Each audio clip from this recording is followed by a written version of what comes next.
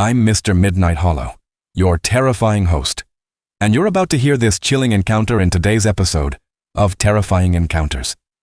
Today's story follows a brutal night of survival deep in the Oregon woods, a terrifying battle with a bloodthirsty werewolf, and the haunting secrets buried in an ancient hunting ground. If you're already part of our community, your support means the world to us.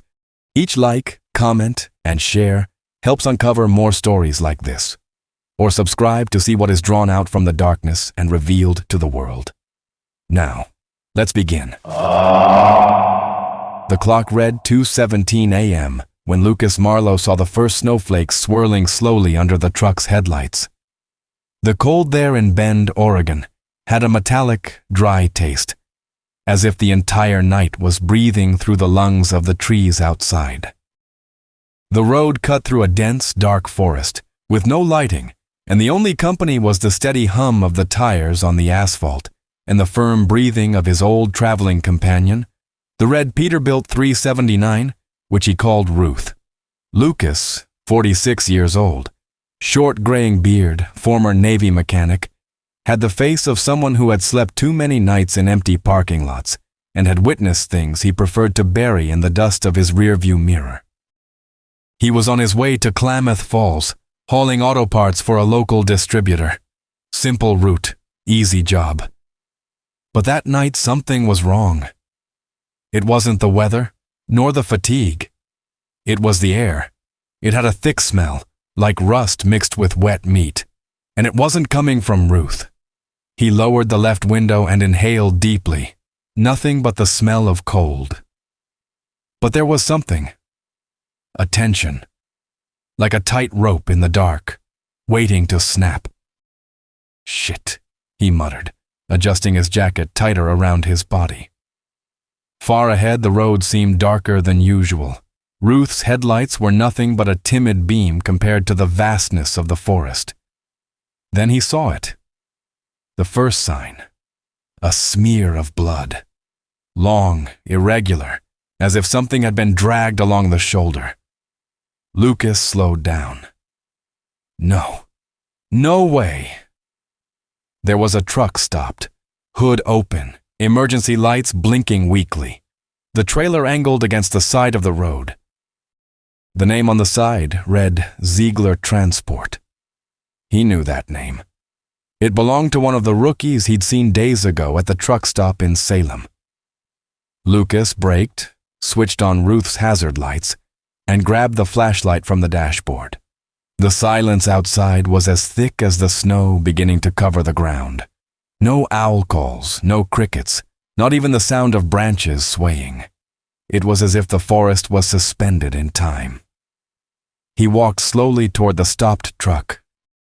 The cabin door was slightly ajar, rocking faintly with the wind. The side window bore deep scratches, not like someone had hit it. These were long, parallel marks, made by something with claws. This isn't right. Lucas approached the door and looked inside. The cabin was covered in dried blood. On the driver's seat there was a severed arm, the jacket still on it. No body.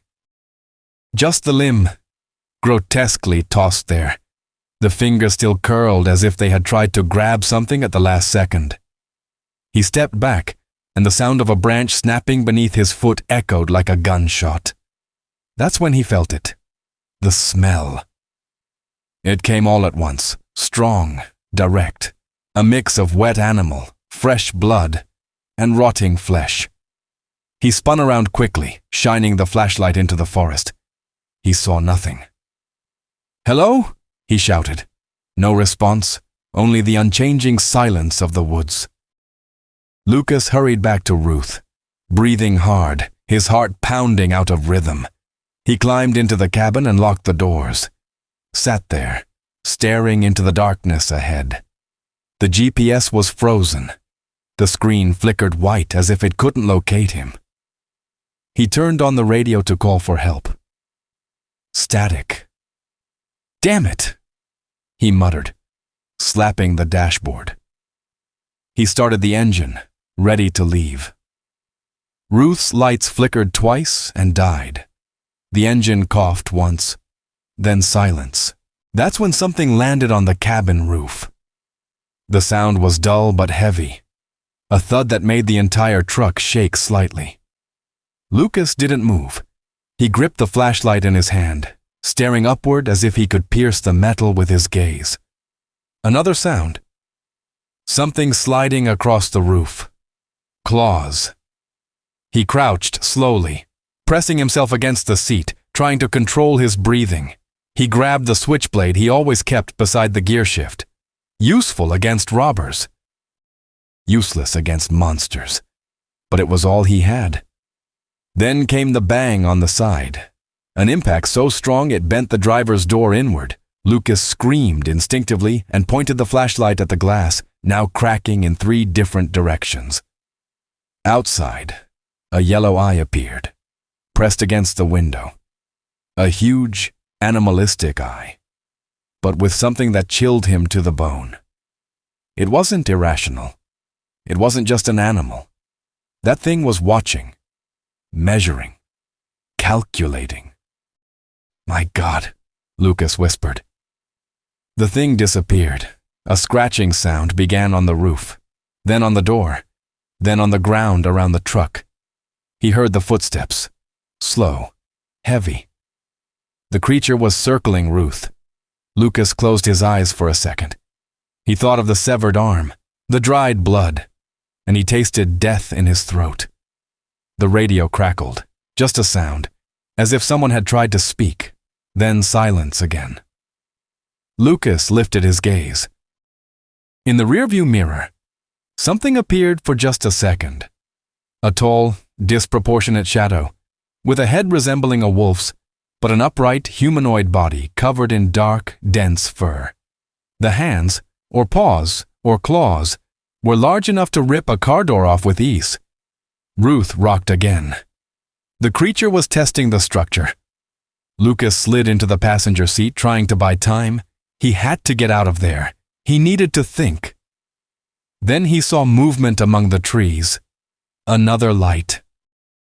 Another truck. Maybe a fellow driver. Maybe salvation. He rolled down the opposite window and waved the flashlight frantically. The light slowed down. It was coming. He yelled, "Hey, over here, help!" The light approached. The other truck stopped about 30 meters away. A man got out. Medium height, blue jacket, cap. He looked young. "You okay?" the man shouted. Lucas tried to answer, but the sound came first. A roar. Not human. A ripped scream, full of hunger and hatred. The driver didn't even have time to turn around. The creature came out of the darkness like a missile. It hit the man from behind, throwing him several meters away. Lucas saw everything. The body hit the ground and was immediately covered by the beast. Lucas couldn't see much more, but the sounds were indescribable. Flesh tearing, bones snapping, fluid splattering onto the asphalt. The man's neck was ripped open, his torso torn apart with animalistic force. The werewolf, and Lucas had no doubts anymore about what it was, ripped chunks off and chewed them right there. Lucas shut his eyes and swallowed hard. He was locked inside the cabin. No electricity, no escape. A monster outside. And now, no help. He was alone. Lucas crouched between the seats, pressed against the metal wall separating the cabin from the small sleeping area. His breathing came short and ragged. Blood throbbed in his temples. Every noise outside seemed to echo directly inside his chest. The sound of teeth crushing the dead man's bones stopped. Then came footsteps. 1, 2, heavy. The asphalt creaked under the thing's weight. The creature was approaching the truck again. Lucas gripped the switchblade so tightly his knuckles tingled. There was no plan. No way out. The truck shook again. This time, a different sound. Claws scraping against the trailer's canvas. Lucas heard the tearing of fabric. It was slicing its way toward the cargo, maybe sniffing for something, maybe just playing. He slowly crawled toward the small hatch leading from the cabin into the trailer. He pushed it carefully, but the dry creak betrayed his movement. In that instant, silence fell. The creature had heard. Lucas froze. Then came the crash. The werewolf leapt onto Ruth's roof. The impact dented the center of the truck and rattled everything around. Lucas hit his head against the metal frame, seeing stars for a moment. A harsh screech, like a giant knife being dragged across aluminum, sliced the air. The thing was trying to rip open the cabin roof. He moved toward the rear bunk. The creature's stench seeped through the seams of the truck's walls, rotten, animal, sickly sweet like meat, left forgotten in a dead freezer. He grabbed the emergency bag he always kept there and ripped it open desperately. Inside, he found an extra flashlight, a roadside flare, and a small .38 caliber revolver. The only weapon he had kept since his desert days, loaded. 5 bullets. The sound above the cabin grew more violent. The metal groaned under the pressure.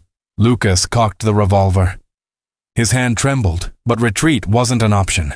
He would aim straight for that damned thing's head if it came through. But it didn't. Instead, silence.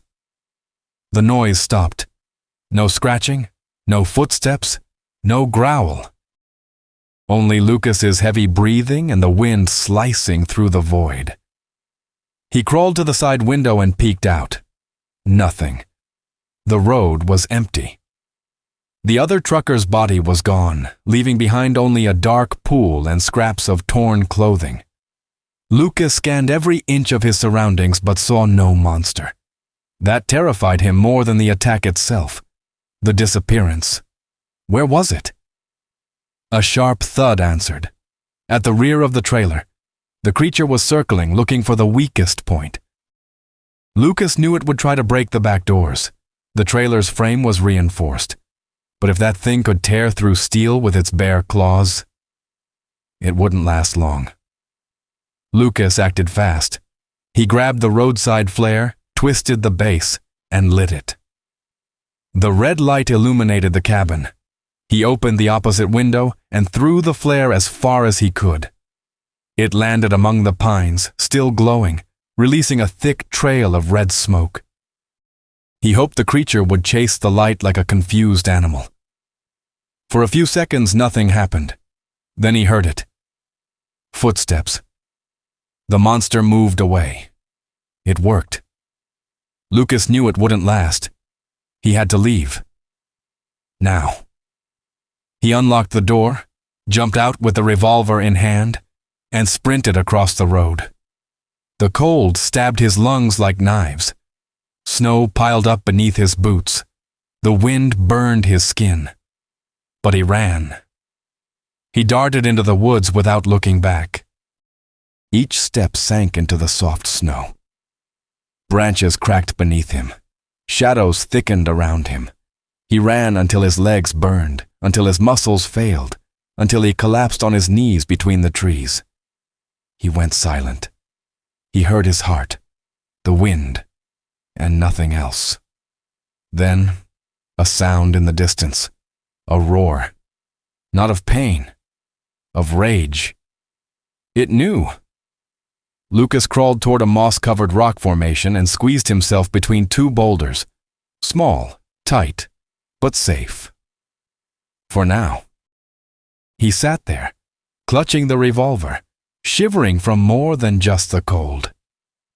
Fear gnawed at him, not just fear of the beast, but of what he'd realized. This wasn't just an animal. This thing was methodical. It knew how to wait. It knew how to kill. He closed his eyes for a moment, finger on the trigger, and whispered a name he hadn't said in years. Abby. Give me strength. Abby was his daughter, killed by a drunk driver 5 years ago. She was why he endured the road, why he kept going. Now, she was why he'd survive. And if he died, he'd die shooting. Lucas woke up with his body frozen and the revolver still clenched in his hand. The sky above the treetops was beginning to lighten, but it was just an illusion. It was still night. Snow fell in fine, dense flakes, almost imperceptible, like ashes. The silence was absolute, broken only by the sound of his trembling. He tried to stand, but his body didn't respond right away. His joints ached, and his clothes were soaked from lying in the snow. He felt a cut on his left shoulder, probably from when he'd thrown himself into the woods. The blood had frozen against his shirt. Around him, the forest seemed untouched. No birdsong, no snapping branches, just the wind. He walked slowly among the trees, always alert. The revolver was still loaded with 4 bullets. The flashlight in his pocket still worked, but its beam was weak. Almost useless against that suffocating darkness. Lucas walked for what felt like hours until he saw something between the trees, a dark, low structure covered in snow. As he got closer, he recognized the outline. An old forest maintenance cabin, probably abandoned. He slammed the door open with his shoulder. The sound echoed like a gunshot. Inside, the smell of mold and rotting wood was strong. The cement floor was cracked. There were old shelves, a toppled table, and something in the corner he couldn't immediately identify. When he got closer, he realized what it was. Torn sleeping bags, covered in dried blood. Dark footprints staining the concrete. They were enormous, and they weren't old. Something interrupted him. A whisper. Lucas froze. It wasn't the wind. It was a voice, faint, feminine. He followed the sound to the back of the cabin, a wall with an improvised tarp curtain. He pulled it aside carefully. Behind it, in a dark corner, was a girl, a teenager, maybe 15, knees pulled against her chest, trembling. "Hey," he whispered, lowering the gun. "It's okay. I'm a truck driver. I was attacked." She looked at him with wide, glassy eyes. Her face was dirty, her hair matted to her forehead. She shook her head slowly. He's still here. What's your name?" Megan." Lucas took a deep breath. The girl was in shock. She was probably part of a camping group nearby. Maybe from the family he'd heard driving past earlier, but no one else seemed to have survived. "We need to get out of here," he said. "This place isn't safe." He plays with us," Megan whispered. "He left the door open last night. One of us ran. He waited, just so he could tear him apart." Lucas felt his stomach turn. "You saw?" She nodded. He didn't ask anything else. He grabbed an old blanket, wrapped it around her, and helped her to her feet. Instinct screamed not to stay a second longer in that place, but Megan tugged at his arm before leaving. "There's more." "What?" She pointed to a trap door beneath a fallen shelf. Lucas shoved it aside with effort. Beneath, a narrow opening, a damp basement with a short ladder. At the bottom, he saw what was left of 2 bodies. A man, probably the father, ribs exposed, face ripped away. A woman, or what remained of her. Clothes still on, but legs severed and tossed in a corner. Lucas shut the hatch again. The air felt heavier. "He did this at dawn. I hid when I heard him on the roof." Her voice was flat, detached from the horror. Lucas gripped her hand tightly. "It's our turn now. We're getting out." They left the cabin in silence. The snow was higher now. The sky seemed brighter, but the sun still hadn't risen. Lucas used the flashlight to guide their way. The forest swallowed every sound. Their footsteps, their breath, everything. They walked for about 20 minutes, skirting the road through the woods, avoiding open spaces. Then Megan stopped. "He's close." Lucas scanned around. No sound, no smell, nothing visible, but Megan trembled. Her eyes locked on something behind Lucas. He turned slowly. High up on a branch, About 4 meters off the ground, something crouched. A massive silhouette. Furry. Eyes glowing like yellow lanterns. The werewolf. The shape leapt from the branch without warning, hitting the ground with a muffled impact. The earth shook beneath Lucas's boots. The creature didn't charge. It walked, step by step, as if it already knew no one there had a chance. Lucas yanked Megan's arm, dragging her backward between the trees. The uneven forest floor made every step harder. Ice beneath the snow made their boots slip. Megan stumbled, fell to her knees. The creature didn't run, but it was getting closer. Lucas grabbed her by the shoulders and pulled her up in one motion. When he looked again, the monster was only meters away, close enough to see its teeth, long, wet, stained with dark blood. Its snout twitched as it sniffed every drop of fear. He aimed the revolver and fired. The first shot hit the creature's shoulder, a dry crack. It staggered a step, then growled, not in pain but in fury, as if a mosquito had bitten it. Lucas fired again, into its chest. Nothing. The monster roared and lunged. He shoved Megan aside and dove behind a tree. The claw missed his face by inches, tearing deep gouges into the trunk. Splinters flew. Lucas ran in zigzags, pulling Megan behind him. They found a slope and slid down through the snow to a lower trail. The forest was denser here. Branches cracked under their weight. Megan gasped, panicked. Lucas dragged her along, driven by sheer survival instinct. The monster roared somewhere behind, but didn't follow immediately. Lucas stopped for a moment, leaning Megan against a tree. His lungs burned. "Why? Didn't he just come after us?" she asked, barely able to breathe. Lucas didn't answer right away, but he felt the answer in his skin. "He's playing with us." That was it. The creature didn't want them dead. Not yet. It wanted the hunt. It wanted the terror. "Come on," before he changes his mind. They followed the trail until they spotted something ahead, a metallic outline among the trees. A shelter. Probably an old forest watchpost. Elevated structure, side ladder, a metal container leaning nearby. They climbed fast. The ladder creaked under their weight but held. At the top, a small room with a single window. Simple lock. Lucas shoved a shelf against the door. Megan collapsed on the floor, panting. Lucas sat beside her. Both were covered in snow, dried blood, and dirt. "Do you have more ammo?" she asked. He opened the revolver's cylinder. 1 bullet. "Just one." "That won't be enough, will it?" Lucas stared at her. "Only if I hit between the eyes." Silence. Outside, snow fell heavier. The cold seeped through the gaps in the structure, but here they were safe, for now.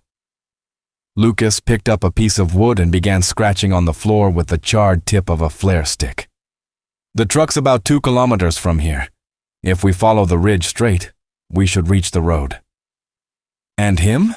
Megan asked, voice trembling. "He'll follow. He'll try to cut us off. He kills. For sport," she whispered. Lucas nodded slowly. "I've noticed, but he's smart too, and that might be our chance." "How?" He didn't answer right away. "Every hunter underestimates the prey once it starts playing with it, and we'll use that." Outside, a sound cut through the silence. Footsteps, claws, slow. They needed to leave, and soon. Lucas gathered the few things they'd found in the shelter. A rusty blade, 2 iron rods, a lighter, and an old portable lantern. He made Megan put an emergency blanket under her jacket. When he comes, he won't expect a fight. He expects screams, fear. "And what do we give him?" Lucas looked at her. "Resistance." The sound grew louder. The entire structure vibrated. The creature climbed the first steps of the ladder, its claws dragging across the metal. Lucas handed Megan an iron rod. When he comes in, shine the light in his face, aim for the eyes. If you miss, you run. And you. He loaded the last bullet. I don't miss. The door handle began to turn. The lock groaned. A dry metallic screech tore through the silence like a siren in a graveyard. Lucas and Megan froze. The handle turned again. Firmer, more determined. But the shelf Lucas had shoved against the door held for now. Then came the first blow. A heavy thud, so strong it shoved the shelf a few inches inward. The structure rattled like cardboard. Megan swallowed hard, gripping the iron rod with both hands. Lucas kept the revolver raised, arms locked, body crouched. Another blow. The lock snapped with a sharp crack. The werewolf appeared. The door burst open with an explosion, splinters of wood flying across the room. The creature filled the entire doorway. It was taller than Lucas remembered. Megan's lantern beam hit its eyes directly. And for a brief moment, it hesitated. Lucas fired. The bullet ripped through the air and struck the beast between the eyes. Its head jerked back. Its body staggered, but it didn't fall. It looked back at him. In the creature's eyes there was no pain, only fury and surprise, as if for the first time someone had truly challenged it. Blood seeped from its forehead, but the bullet hadn't pierced deep enough. The skin began regenerating, slow and monstrous, right before their eyes. "Run!" Lucas shouted. Megan was already moving, racing down the steps of the tower as fast as she could. Lucas kicked the shelf against the beast, buying precious seconds, and followed. The werewolf roared. The sound rippled through the forest and froze the night. The two of them ran through the snow without looking back. Every step sank deep. Branches lashed their faces, lungs burned with every gasp. Behind them, the creature leapt from the tower in one fluid motion. The impact shook the ground. Lucas heard its massive claws ripping into the earth. He shoved Megan forward, pointing toward a narrow path on the left. "Over there! There's a creek! If we cross, maybe we can confuse the scent." They scrambled down a steep bank and crossed the shallow stream of icy water. Snow piled up over slick stones. Megan slipped and fell, but Lucas yanked her by the collar and kept moving. On the opposite bank, the creature appeared. Still? Watching. Lucas stopped on instinct. He shoved Megan behind him. The werewolf didn't advance. It stared, studied. Its yellow eyes glowed with cold intelligence. Slowly, its mouth opened, revealing long, dripping fangs, as if it were smiling. Lucas felt his stomach twist. This wasn't just a beast. It was something worse. There was someone inside that thing, someone who understood, someone enjoying it. The creature stepped back into the trees, vanished. "He's going to try to flank us," Lucas said, pulling Megan by the hand. "Come on, move." They walked for another 20 minutes, maybe more. Time lost all meaning. The darkness was suffocating, moonless. The cold seeped deep into their bones. Lucas's fingertips were going numb. Megan stumbled, exhausted, in shock. Each step was heavier than the last. Then they saw lights. Faint, trembling. But lights. A station. "No," Lucas muttered. "It's the old highway station. He already killed there. I saw the signs. It doesn't matter. If there's shelter, we have to try," Megan rasped. She was right. Lucas didn't want to hide inside the monster's hunting ground. But they had no choice. They advanced toward the abandoned gas station, moss-covered facade, destroyed old pumps, broken sign hanging loosely. The convenience store door dangled from a single hinge. Lucas entered, revolver empty in hand. Megan carried the iron rod. Inside, everything was dust, shattered glass, and old bloodstains. Bones piled in a corner, torn shirts, a broken portable radio on the floor. But they were alive, and there was an internal lock, a shelter. Lucas shoved an old freezer against the door. Megan sat on the floor, hugging her knees. Lucas lowered himself beside her. Both were panting, exhausted, covered in mud, snow, and blood. "He's coming," she said. "I know. And we've got nothing left." Lucas met her gaze. "We've got you, and I've got you. We're still breathing." She didn't reply.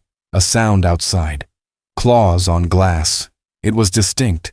Claws scraping against the outer wall of the abandoned shop, as if the creature were testing the structure, searching for the weakest point. Lucas rose slowly, silently, signaling for Megan to retreat toward the back of the room. She obeyed without a word. Her wide eyes locked on the entrance, expecting the beast to burst through any second. Lucas crouched behind an overturned metal counter, revolver aimed at the door. Even empty, it gave him the illusion of control. The sound stopped. Lucas held his breath.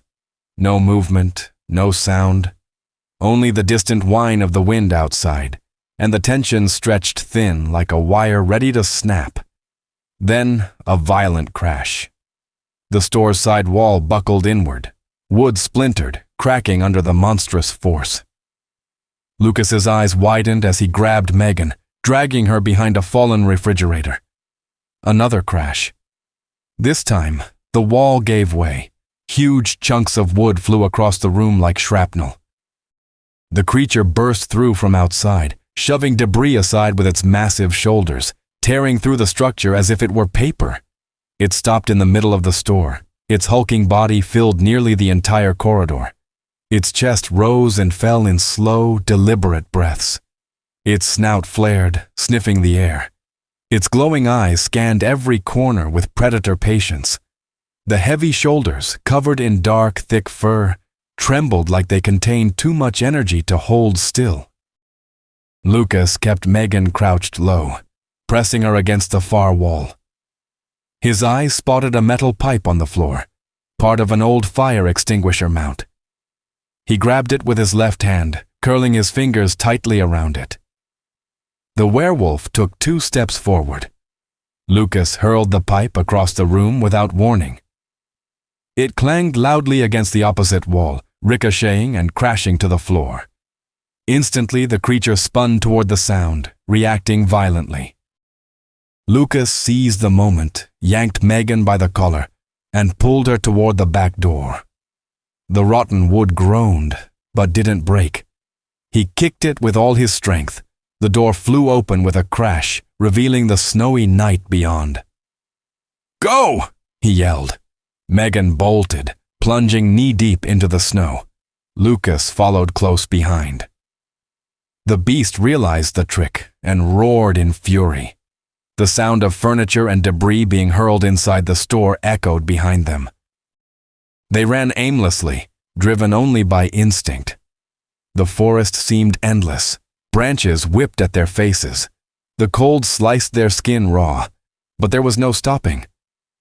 "I know this area," Megan shouted between gasps. "My dad camped here last year. There's a shelter?" "Not far." Lucas nodded, too breathless to respond. The creature followed, not fast, but relentless, like a seasoned hunter using their fear to exhaust them, using time as a weapon. After several minutes, Megan stopped. "This is it." They shoved aside a half-buried wooden gate. On the other side, a small clearing surrounded by towering trees. In the center, a wooden and stone structure partially sunk into the ground, an old storm shelter used by explorers long ago. They rushed down the narrow concrete stairs, every step creaking beneath their boots. At the bottom, a circular chamber with a curved ceiling, stone walls, and the smell of damp mold. Lucas locked the steel door with a manual latch. Megan collapsed on the floor. They were alive For now. Lucas searched the chamber for anything useful as a weapon. He found an iron bar, an old lantern, a fire extinguisher, nothing more, nothing truly useful against what was out there. He won't take long, Lucas murmured. We've got no way out. We've got the one thing every animal hates, he said calmly, a prey that fights back. Megan leaned against the wall. She cried without tears. Lucas sat beside her, still breathing hard. He knew what was coming, and he knew there'd be no miracle. But as long as his heart beat, as long as his body held, he wasn't going down easy. Outside, footsteps. Heavy. The creature had found the shelter, and it was coming to finish what it started. The silence inside the shelter was nearly absolute. Lucas kept his ear pressed against the steel door, listening for every change in the outside sounds, trying to identify the exact moment the beast would make its move. Megan remained crouched in the corner of the chamber, the iron rod resting across her knees, her wide eyes far too young to carry so much terror. Then came a new sound. Slow. Scraping. The creature's claw dragged across the outer surface of the door. A taunt. A warning. And then, like underground thunder, came the first strike. The entire steel frame shuddered under the force of the blow. Dust rained from the curved ceiling. Megan screamed and covered her head. Lucas gripped the iron bar tightly with both hands and took position in front of the entrance. Another strike. The door bent slightly inward. The inner latch vibrated violently. The creature was hitting faster now, angrier, but it still hadn't gotten through.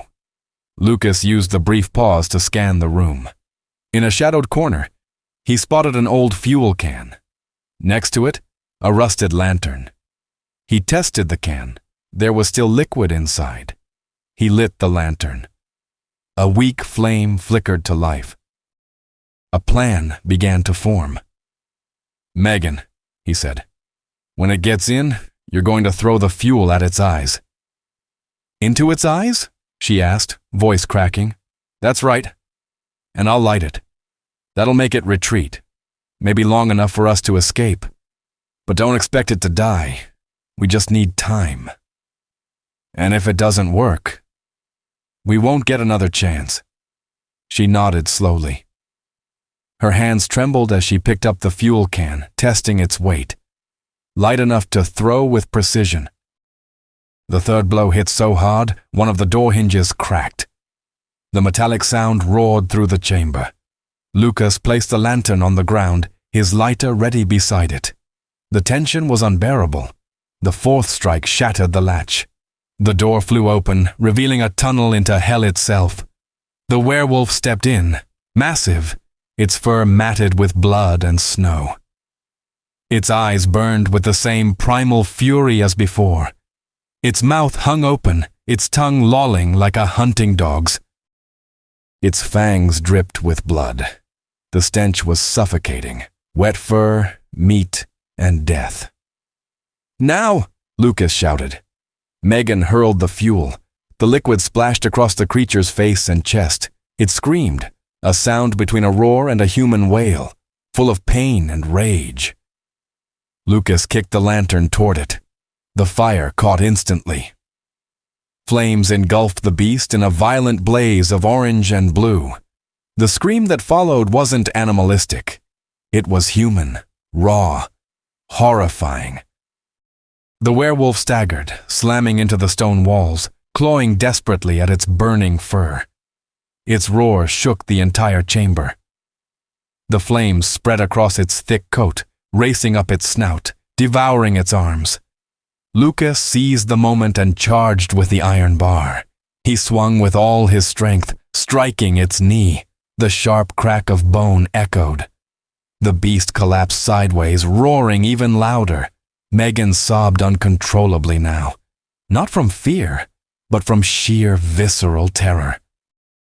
Lucas grabbed her by the arm and pulled her out through the ruined doorway, stumbling over the shattered steel frame. Outside, the sky was beginning to brighten, a pale gray pushing against the horizon. The first birds dared fragile songs high in the trees. They ran through the snow, stumbling, injured, exhausted. Behind them, the shelter exploded when the fire reached the leftover fuel. A wave of heat slammed into them like an invisible wall. Still, they didn't stop. They ran for nearly half an hour without looking back. Lucas could no longer feel his legs. His fingers were purple from the cold. The revolver remained empty in his hand. Megan bled from a deep gash on her arm. But she didn't complain. She kept running. Then they heard it. The howl, long, agonizing, but undefeated. It was still alive. The howl rippled through the forest like a death toll. It was no longer a roar of dominance or hunger. It was pure pain and vengeance. The creature had felt the fire, had known loss, and now came with a fury burning deeper than ever. Lucas and Megan pushed east along the ridge, aiming for the highway he believed was less than 2 kilometers away. But the snow, the exhaustion, and the cold were winning. Their pace slowed, each step heavier than the last. The forest, now revealed by a faint morning glow, stretched endlessly in all directions. Infinite trees, long, twisted shadows, and far too much silence. "He won't stop," Megan whispered hoarsely. "I know. And we can't kill him." Lucas stopped. He grabbed her hand and made her face him, his blood and dirt-streaked face just inches from hers. "We're not dying here." She wanted to believe him, but his words felt fragile against the reality of what they had faced. Fire, bullets, blows. Nothing seemed enough. This wasn't just an animal. This was a predator built for malice. They kept moving until they reached a small clearing.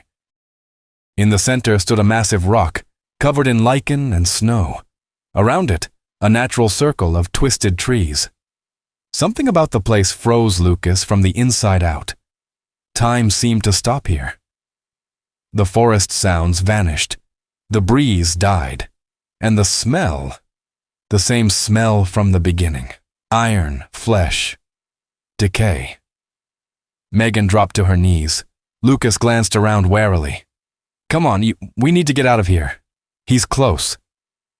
She pointed at the rock. "This is where," she whispered, her voice cracking. "This is where he took my mom." Lucas approached the formation. He saw deep scratches carved into the stone, as though claws had raked it repeatedly. Dried bloodstains clung stubbornly to the rock's edges.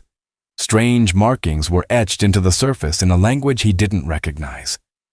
It was a primitive altar, a hunting ground. A place where this thing did more than kill. It celebrated. A sharp snap behind him. Lucas spun. The creature stood there. Emerging slowly from between the trees, its body charred. Patches of fur burned away, raw flesh exposed along its arm and half its face. But its eyes burned brighter than ever. No pity, no fatigue, only hatred. Lucas shoved Megan behind the rock. "Run, now! I'm not leaving you! Go!" She hesitated, then ran, disappearing into the trees. The werewolf lunged. Lucas stepped between it and the path, gripping the iron bar with both hands. The creature growled, but didn't strike immediately. It began circling him, deliberate, calculated. Its gaze locked on his, intelligent, mocking, daring him to move first. Lucas inhaled deeply, grounding himself, and shouted, "You want to finish this? Here I am!" The beast charged. The impact was brutal. Lucas was thrown back, slamming into the stone. The bar flew from his hands. He struggled to get up, but the monster was already on him, claws sinking into his shoulders. Its hot, fetid breath washed over his face.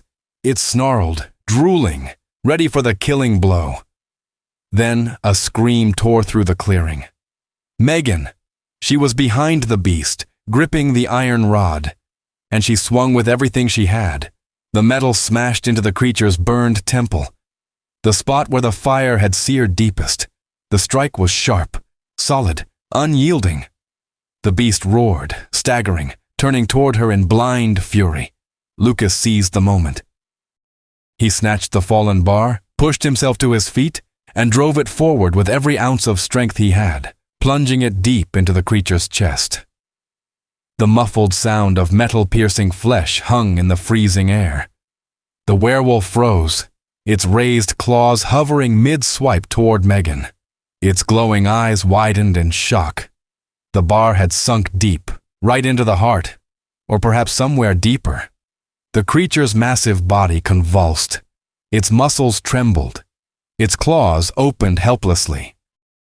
The giant wolf stumbled back 2 paces, collapsed onto the rock, gasping like a wounded bull. Lucas and Megan stood frozen, watching. The monster tried to rise. It couldn't. It released a low, guttural sound, almost a sigh, and then silence. The werewolf was dead. At last. Lucas dropped to his knees. Megan stumbled toward him and collapsed at his side. Neither spoke. They just listened to the wind whispering across the clearing, carrying the stench of death with it. The sun began to rise behind the trees, and for the first time in endless hours, no shadows moved among the branches. They were alive. But they would never be the same. Lucas's harrowing night in the frozen woods of Oregon is brutal proof that some nightmares are born from reality itself. But this is far from over. The hunt has only just begun, and we'll be here to uncover what comes next. Like this video if you felt the terror crawling through the snow. Comment below which moment made your heart race the most, and share it with someone who still believes the deep forests are safe. And if you dare to walk this path with us, subscribe to Mr. Midnight Horror and turn on the notification bell, so the shadows will never catch you off guard again.